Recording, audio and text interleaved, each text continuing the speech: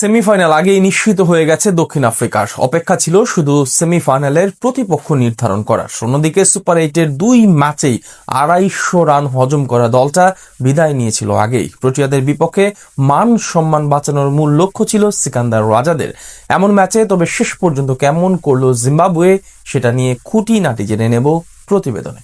সেমিফাইনালে যাওয়ার দৌড়ে এই ম্যাচের গুরুত্ব ছিল না বললেই চলে, কেননা দু দলের ভাগ্য লেখা হয়ে গিয়েছিল আগেই। 2 ম্যাচে 2 জয়ে সেমিফাইনাল নিশ্চিত করেছিল প্রোটিয়ারা। অন্যদিকে 2 ম্যাচ হেরে বিদায় নিতে হয়েছে জিম্বাবুয়েকে। গ্রুপে নিজেদের শেষ ম্যাচে প্রোটিয়াদের বিপক্ষে আগে ব্যাট করার সিদ্ধান্ত নেয় সিকান্দার রাজার দল। ব্যাট হাতে শুরুটা বেশ ভালোই করেছিল রোডেশিয়ানরা। বাউন্ডারি হাঁকিয়ে ইনিংস শুরু করেন মারুমানি। একই ওভারে 1 ছক্কাও মারেন ব্রায়ান বেনেট। তবে পরের ওভারেই উইকেট হারায় জিম্বাবুয়ে। মারুমানিকে বোল্ড করেন কিউয়েনা মাফাকা। এরপর অবশ্য ব্রায়ান বেনেট ও ডিয়ান মায়ার্স মিলে ইনিংস গোছানোর কাজ করছিলেন। কিছুটা দেখে শুনেই খেলতে থাকেন এই 2 ব্যাটার। তবে পঞ্চম ওভারে বিদায় নেন বেনেট। আর্নিক নর্থের বলে মার্করামকে ক্যাচ তুলে দেন এই ব্যাটার। এরপর সিকান্দার রাজা নেমে খেলতে থাকেন ঝড় গতিতে। পাওয়ার প্লের শেষ ওভারে হাঁকান 2টি 4 ও 1টি ছক্কা। 6 ওভার শেষে 2 উইকেট হারিয়ে জিম্বাবুয়ের সংগ্রহ দাঁড়ায় 45 রান। এক প্রান্ত থেকে রাজার ব্যাটে রান আসতে থাকলেও অন্য প্রান্ত থেকে বাকি ব্যাটাররা একে একে বিদায় নিয়েছেন। জর্জ লিন্ডের বলে 11 রান করে প্যাভিলিয়নে ফিরেছেন মায়ার্স। রায়ান বার্লো ফিরেছেন মাত্র 5 রান করে। তবে এত ব্যর্থতার ভিড়েও রাজা ছিলেন অবিচল। একের পর এক 4 ছক্কায় দলের রান এগোতে থাকেন এই অধিনায়ক। মাত্র 29 বলেই অর্ধশতকে পৌঁছান এই ব্যাটার।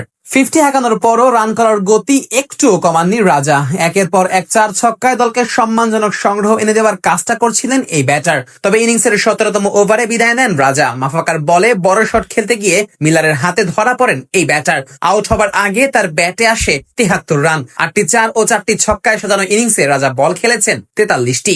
শেষ দিকে দ্রুত রান তোলার কাজটা করতে পারছিলেন না ক্লাইভ মাদান্দে ও ব্রাড ইভান্স। এই 2 ব্যাটারকে চাপে ফেলে ম্যাচের নিয়ন্ত্রণ নিজেদের দিকে নিয়ে নেয় প্রোটিয়ারা। জিম্বাবুয়ের ইনিংস শেষ হয় 8 উইকেট হারিয়ে 153 রানে। প্রোটিয়াদের হয়ে সর্বোচ্চ 2টি করে উইকেট নেন কিউয়েনা মাফাকা ও করবিন বশ। জবাবে ব্যাট করতে নেমে সিকান্দার রাজার জাদুতে কোণঠাসা হয়ে পড়ে দক্ষিণ আফ্রিকা। ইনিংসের প্রথম ওভারেই বিদায় নেন কুইন্টন ডি কক। তৃতীয় ওভারে রাজার দ্বিতীয় শিকার হয়ে ফিরেছেন এইডেন মার্করামও।